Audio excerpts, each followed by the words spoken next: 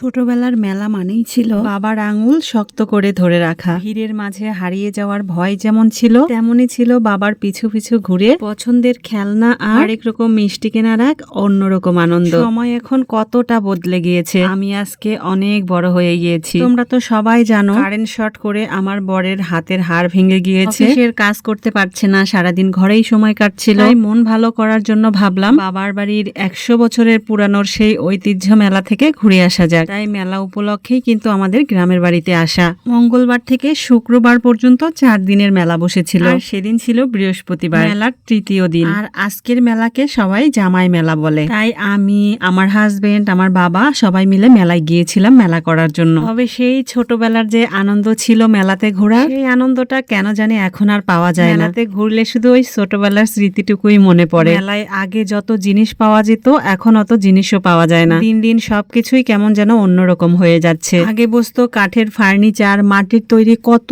খেলনা, আরো কত কিছু যে পাওয়া যেত। এখন শুধু কিছু মিষ্টির দোকান, কিছু খাবারের দোকান, ফুল গাছ, ফল গাছ, দই, মিষ্টি এইগুলাই পাওয়া যায়। ছোটবেলায় বাবার টাকায় মেলা ঘুরতাম। আজ যেহেতু আমি বড় হয়েছি, তাই এখনকার মেলার অনুভূতিটা অন্যরকম। নিজের টাকায় মেলার সব থেকে বড় মাছটা কিনলাম, মেলার সবচেয়ে দামি মিষ্টি কিনলাম। হাত ধরে মেলায় আসা সেই ছোট্ট মেয়েটা নিজেই যখন সবকিছু করতে পারে, সেই তৃপ্তিটা সত্যি মন ভরিয়ে দেয়।